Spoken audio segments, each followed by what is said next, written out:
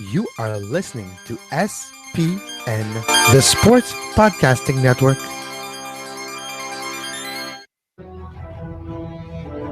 اليمين هناك لشوارشتايجر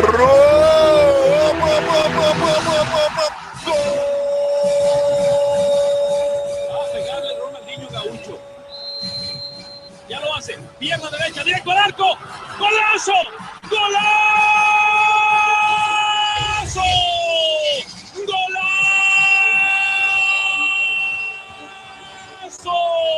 golazo. This is Soccer Today, live on SPN Radio, your new live show about the beautiful game in all its glory, with Duane, Rollins and Kevin Laramee. MLS, EPL, La Liga, Champions League, all is fair game. Powered by the Sports Podcasting Network. Visit us at sportspodcastingnetwork.com. I hate soccer, Kevin. Yeah, it was a tough day for blue side of Manchester, let's just put it that way. And some places around the world, like Upper Bob's house in Toronto. I hate soccer, Kevin. Yep, Duane, Champions League yesterday. And who would have thought that the Foxes, led by Craig Shakespeare, would be the last English teams in the Champions League in 2017? I'm not sure that I would have, or that anyone would have, or that even soccer is worth supporting anymore. But I will support it in my own sad way, regardless. Yeah, no, Manchester City, not their best result ever last night, for sure. It was really a terrible day at Upper Bob's. It was a terrible day in Monaco. It was just a terrible day altogether. And I'm it's hard for me to express myself in a way that doesn't sound like I am just the saddest soccer fan that has ever lived when I talk about this game, Kevin, because it was just darkness. Hello, darkness, my old friend. Oh, yeah. Well, if you would give me like 2 minutes more, I would have played it for you because I have it queued up, but not on the program that's open. But no, Duane, it was quite a great game, though. So we'll talk about the new Canadian manager later. It's going to be announced tomorrow, Duane. But when we're looking at that Monaco versus Manchester City leg, crazy home and away game. Yeah, it didn't turn out to go on the right side because on their nicely headed ball on the free kick, which probably Caballero, Willie, would like to see it again. Let's start there. Willie, do you give Manchester City with another goalkeeper maybe more chances? Because if you're looking at the few mistakes over the last two games in that tie, led to a few goals, and that was the difference. I wouldn't say it's the keeper's fault. Ultimately, I think that what it is a defensive fault. I mean, you look at Manchester City's problems in these games, and they really weren't able to sort of counteract the speed and the athleticism up front for Monaco. And I believe that ultimately the biggest problem they had was more out wide. It was more not necessarily on the goal that won it, but in the first two goals for sure, and in the three goals that they allowed in the first leg, was more about the speed and the sort of the width that they weren't able to counteract. So yeah, I wouldn't blame Willie necessarily, but certainly there does need to be some additions to that team, and they need to be some additions that sort of can play the game that Pep wants to play, particularly on the fullback side, where they just don't have anything that can sort of counteract, sort of can deal with what Monaco did. And I want to give Monaco credit, all seriousness. They are a very good team. They're ahead of PSG in Liga. They are in line for a treble still in France. This is not a bad team. This is not a team that should be dismissed outright, but still, when you're Manchester City and you have the resources that they do, you should do better than what happened yesterday. And to go out in the round of 16, to basically not be in the situation where you are likely to win the league, to be out of the League Cup, to only have the FA Cup left really to play for in 2017, it's not okay when you have those resources, Yeah. Kevin. Well, it's let's just look at Pep for a second. When we look at City yesterday, they were victims of a high press by Monaco, and they were not able to deal with it correctly. And if you're looking at how the team looks, optics perspective, like we mentioned a few times, it doesn't look like a Guardiola team. It's missing a few pieces. It doesn't have that confidence. Usually, what a Guardiola type of team is, the more of those John Stones, where he had great moments, and yeah, he had some bad ones as well this season. He's been the scapegoat many times, but playing for Pep raised his profile basically, and we don't have that as much throughout the team, throughout the 11 to the 18s, to have what we can say it's a Guardiola team. It doesn't look, it's not as fluid enough yet. And yes, it's early on in the project, but usually it's the time where you're starting to see the rewards of a Guardiola project after 8-9 months. Are you worried, Duane, as a City supporter, seeing that, yeah, you have a transfer window this summer, a lot of things might change, but what do you see as this team doesn't look right now as a Guardiola team? Look, I think this team's fine for a team. It's just not Barcelona 3 years ago. You know what I mean? Like, it's not, and it really shouldn't be expected to be that. Manchester City, and doesn't matter how much money it has, is still Manchester City. It still does not have the same type of overall players that some of these great clubs, these great historic clubs have, because the blunt reality, and I say this as a City supporter, is that Manchester City is not one of the great overall clubs of the world's history. You know what I mean? Like, they simply don't have 30 players in every position that can step up and play a job. And what I will say is that I was not one of those guys last year, I should say, when what came in that went, oh, this is going to solve all of the problems of last season. Because City was not a very balanced team, was not a team that didn't have a lot of holes last year. And the fact that they have a new manager, no one should have thought that was going to fix everything. And if you look back, anyone who is trying to suggest otherwise, if you look back and listen to the words I said at the time, I've never in my life suggested that the simple addition of a new manager was going to fix every problem this club had. And if you look at their purchases in the first window Pep was open with, they really didn't address a lot of the problems. Had Jesus been there, maybe that they score more goals in this game and last game in the last tie, and maybe they advance past Monaco. I actually think that you would add a couple different options up front. You would have been relying so much on Aguero, but you're still ultimately, like, does anyone really think that they could have advanced past the next round? I don't. Yeah, and no. I support them. Yeah, no, it's and that's, you're right. When you're looking at the best 8 teams in the world, and even Leicester, where we mentioned how, because of their win and the seed they had, the win of the English Premier League last year, and the seed they kind of had a lucky draw, and they had Sevilla. So we kind of could see it happen, and it's still a fluke. But for Manchester City, when you're looking at the best 8, best 16 in Europe, I see them in the best 16 teams. In 8, it's kind of gets very tight, where barely any English team qualifies as best 8, and I would include Leicester. Leicester's not top 8 in Europe on paper, but they are in the draw. Actually, it's going to be held tomorrow morning, very early. Yeah, well, literally, they're in the top 8 in Europe, but are they? They're not amongst top 8 quality. Let's put it that way. Let's use a quality word here. If you were to rank Manchester City, if you were to sit down on a piece of paper and just look at the lineups and go, where do these teams rank? Manchester City would probably rank somewhere around 10, 11, 12, right? So the fact that they went out in the round of 16, to me, is there's no shame in that necessarily. But when you're talking about the long-term history, the long-term future of this team, you have to question the purchases more than the managing, more than the play itself. Because even if that goal had held up and they'd won the tie 6-5, you're still scraping by Monaco in the round of 16, aren't you? Right? Yeah. No. It really comes down to whether you can find the players to play the style that he wants to play. Are they better than they were under Pellegrini? I don't know. Yeah, so far it's hard to say. Trophy. Yeah, so far it's equal, but it's maybe too early in the process. All right, let's move to Atleti for a second before we take the break and come back and talk the Canadian men's national team, new coach Duane. Atleti yesterday against Leverkusen. Atleti hold on. They got that one goal. Then they got the advantage, and they're moving on to the quarterfinals. Slowly but surely, Atleti yesterday. Torres on the bench, by the way. We didn't even talk about this, but Torres, a bad injury scare. Everybody thought he had a skull fracture a few weeks ago.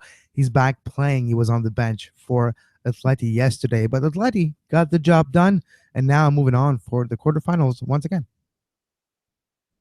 This is the club in Europe over the past 4 years that has confounded every piece of paper expectation that they have, to the point that we now have to look at the piece of paper and go, okay, maybe they are top 4 in Europe, right? Like, I mean, and maybe Spain, if you look at Spain overall, should be considered a little bit, well, it is considered pretty high already, but that it is clearly the best league. And when you look at Atleti in the Champions League, you look at Simeone and what he has done with this club, you just got to tip your hat. And I believe, depending on how this draw works out, that you cannot overlook this team.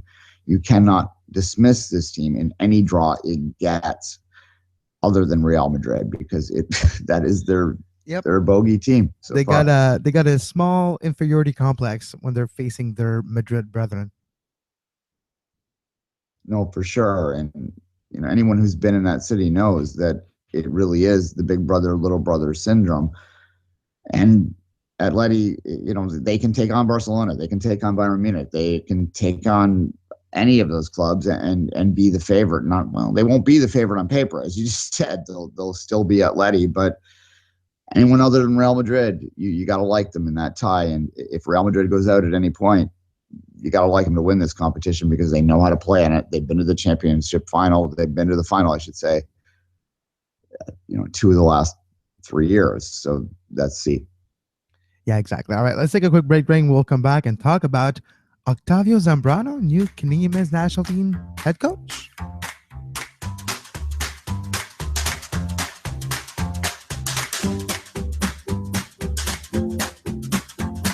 You are listening to Soccer Today, live on SPN Radio.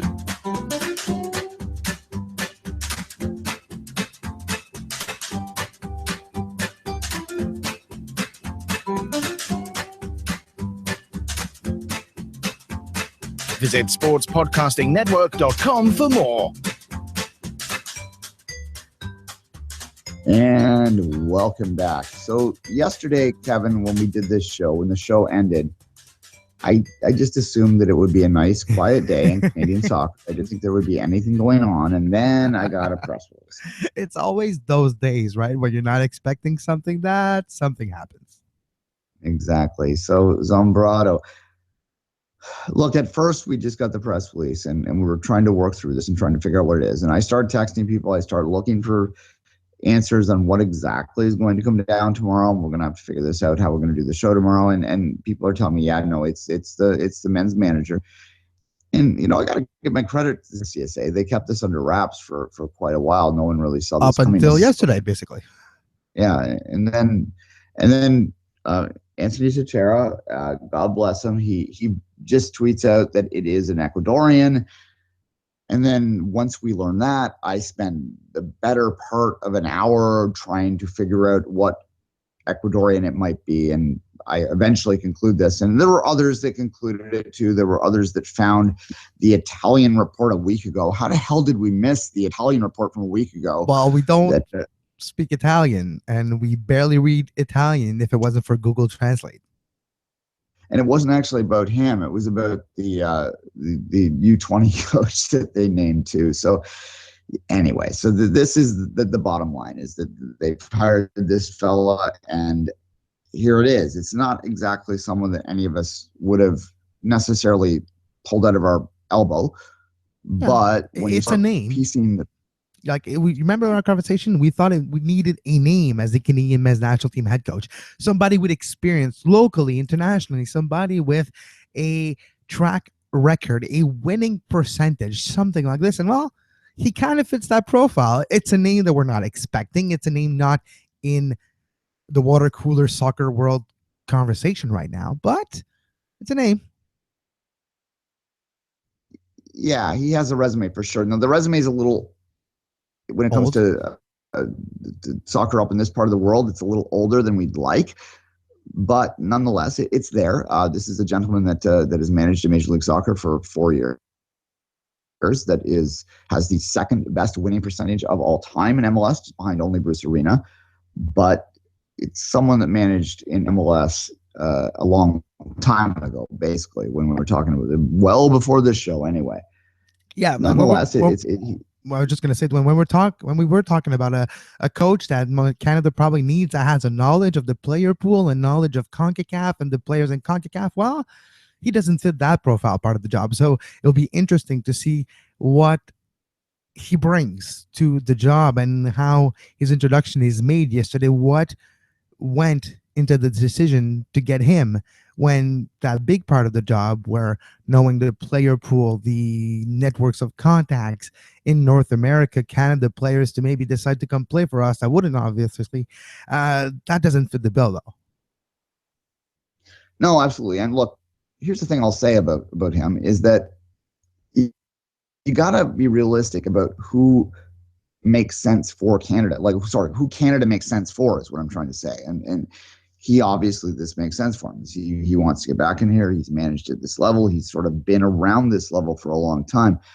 The reality is, and I wrote this on Canadian Soccer News yesterday, when you're talking about people like Bob Bradley, for instance, is who I brought up because that rumor just didn't go away for a long time, simply because his grandkids live here, his son lives here, et cetera, et cetera, et cetera. So people wanted to look at that and think that made sense. But when you start to think about it, a guy of his stature, and yes, I'm talking about a guy at the stature that, got fired by Swansea, nonetheless, a guy of that stature, does it really make sense to take a job where the soonest you can possibly be in the World Cup is 5 years away, right? Like, you've got to find a guy that is willing to come here to take on a project. And, realistically, this level, when I look at his resume, when I look at where he's been, that's who you're going to get. And, I don't really have the ability to judge whether he's the right fit until I start to see him in action beyond that, Kevin. Yeah, you remember when we had that conversation saying,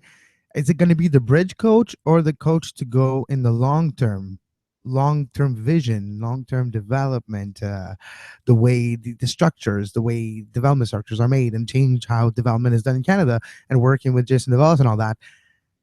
I don't think he is the long-term vision. I think he's the another bridge coach, just like Flora was. And to bring us maybe to the next one, which might not even be the one we're talking about for 8, 12, 16 years, the manager of the Canadian men's national team, which it might even be the Voss then. So maybe that's what Canada is waiting for, to get another coach to bridge and maybe get Jason DeVos or Mark Dos Santos ready in 12 years.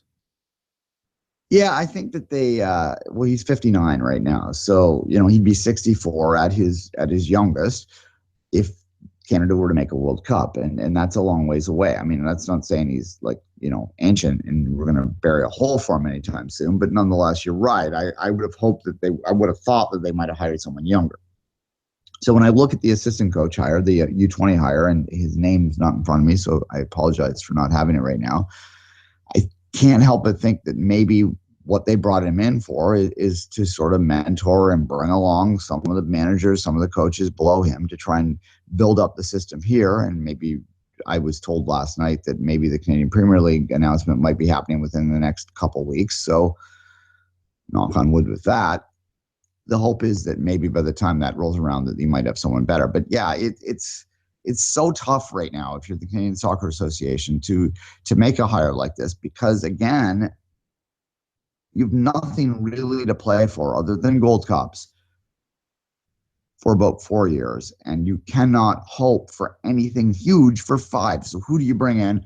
Who do you get here that has any ambition whatsoever? You have to have a guy that, I don't know. It's just very difficult. You need a guy, Duane, who has a deep, profound yearning to change perspective of a game in a country, to change the potential of it.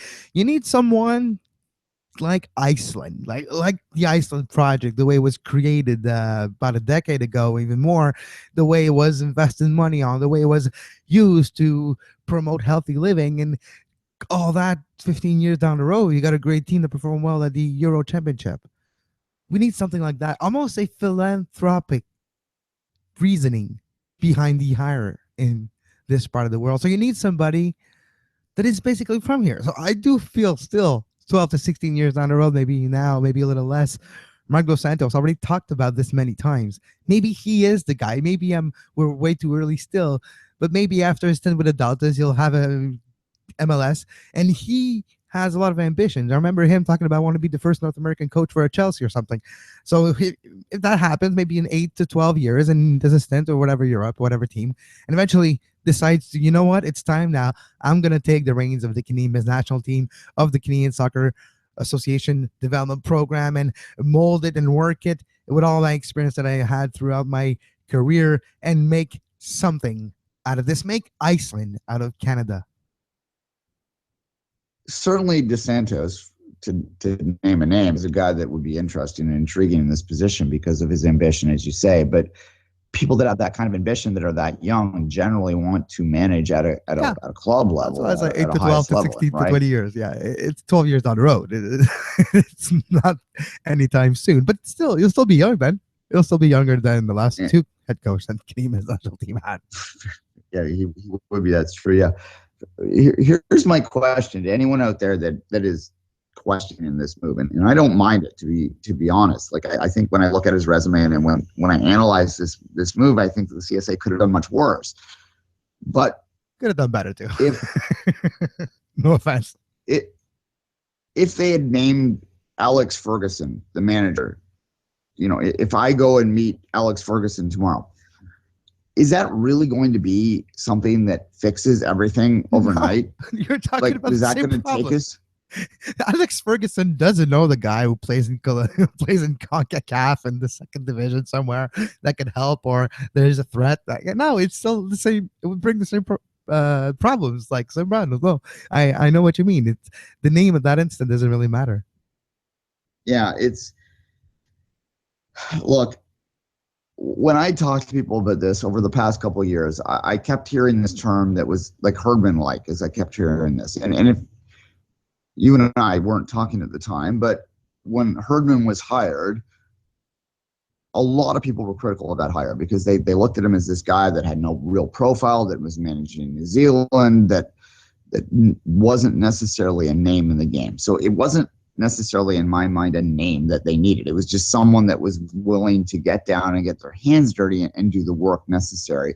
And the bottom line is, when I look at him, Zambrano, and I look at the hire that was made yesterday, I can't really criticize it. I just can't get excited about it in the same regards, because I just don't know how this is going to turn out.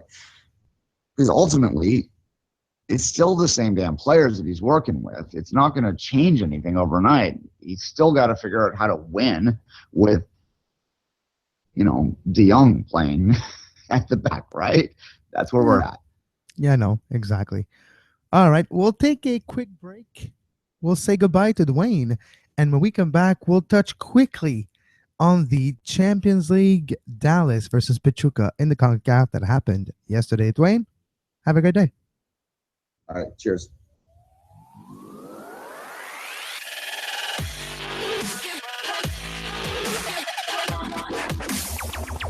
You're listening to Soccer Today on SPN Radio.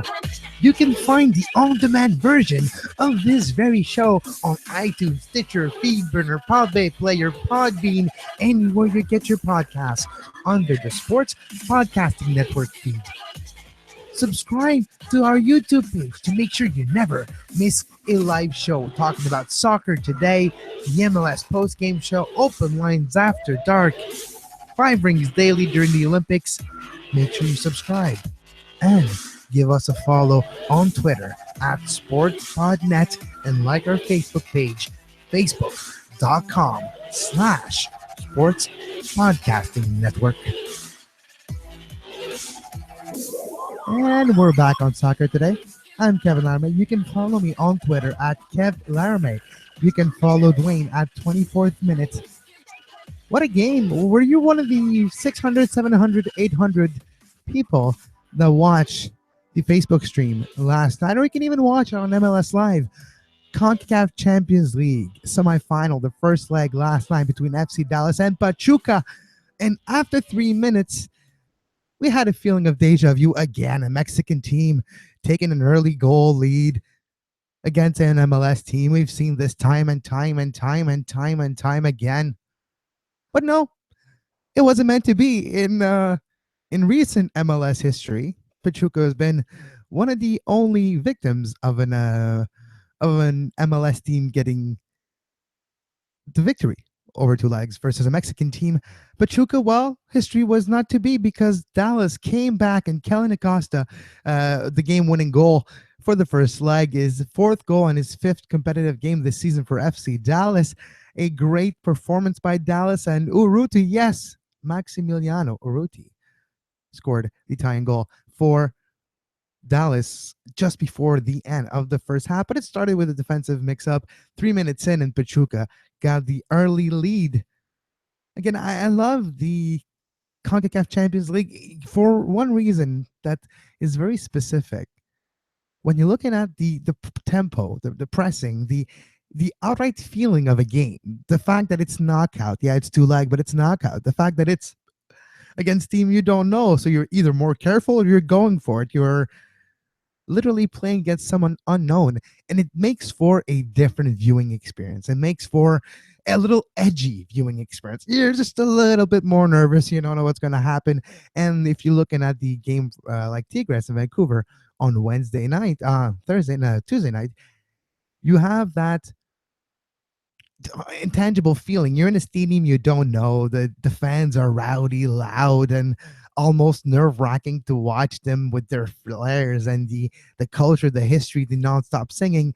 They could change song one time to time. That would be fun because you get kind of gets annoying after a while. But that atmosphere once in a while kind of makes for a great change. It kind of makes for something special. It's like when you're always eating the same breakfast and then from time to time you just, you know what, I'm going to jazz it up today. Oh, it just feels better. That's what the CONCACAF Champions League is for me. So when we had that great victory by Dallas last night, the comeback, and now going back to Pachuca, it's not going to be easy. It's just a few hours off Mexico City. When you have the only one goal away lead going down there, it's never easy. And the fact that they have home field advantage, which wasn't the case, Montreal was host of the second leg in the quarterfinals in 2015 when Pachuca was eliminated, and they were eliminated on a late goal by Cameron Porter to tie it up in Montreal to make Montreal win with the away goal rule and to not just the away goal rule, but the home and away, the aggregate score. Now this time around, Dallas is going to have to go to Pachuca and hold on to a one-goal lead, trying very hard to get that one goal, because if they do get that one goal, then it becomes very complicated for Pachuca. But the game itself really looked like a normal Mexican versus MLS team game. 41.6% possession for Dallas, 58.4% for Pachuca. 11 shots for Pachuca, 4 on target, 13 for Dallas, 3 on targets. The one stat that is interesting to me is the total passes. It's similar than you would expect, and similar, a lot closer than I would have thought. 463 total passes for Pachuca, 320 for Dallas. Usually the Mexican team doubles or close to it the amount of total passes of their MLS team counterpart. So that does bode well for the travel down to Mexico. But again, this reverse tie away in difficult, hostile condition of Pachuca, that will be a very big test for Oscar Pereira and FC Dallas. But so far, so good. The gamble that Oscar Pereira did do last weekend in Major League Soccer, making 7 changes to get ready for this game, to make sure that he had the legs, that he had the players of his preferred starting 11 being rested and in top focus for this game, because what the Montreal Impact did had a few years ago of getting their schedule change and postponing game to facilitate the CONCACAF Champions League run, Vancouver and Dallas don't have it this year. So that is one thing to remember. The Montreal Impact's game that they would have to play in midweek, like last weekend before their game, was postponed a few years ago. And that's not the case this year. We'll see how that affects the reverse leg of those CONCACAF Champions League semifinal. Any thoughts on the show? You can follow the show at Soccer Today SPN. And you can always write us an email, sportspodcastingnetwork@gmail.com. Week 3 is going to start tomorrow night. So after your favorite team plays throughout the weekend, you can write an email, mlspostgameshow@gmail.com, to get ready for Sunday night, 1 a.m. live, where I will go through the box scores, the controversy, take your phone calls. And if you have a rant in you, keep it PG, no swear words. There's kids listening, but you can give us even a voicemail. So if you just watched your favorite team get thrashed or won, or you feel like you need to let some rant come out of you, 1-802-731-0131. You can leave us a voicemail that we will play on Sunday night show. And this is the same number that you can give us a call Sunday night live during the MLS postgame show. That's 1-802-731-0131. I am Kevin Laramee, and until next time on Soccer Today, tomorrow 10 a.m., well, have a great soccer. You were listening to SPN, the Sports Podcasting Network. Visit us, sportspodcastingnetwork.com.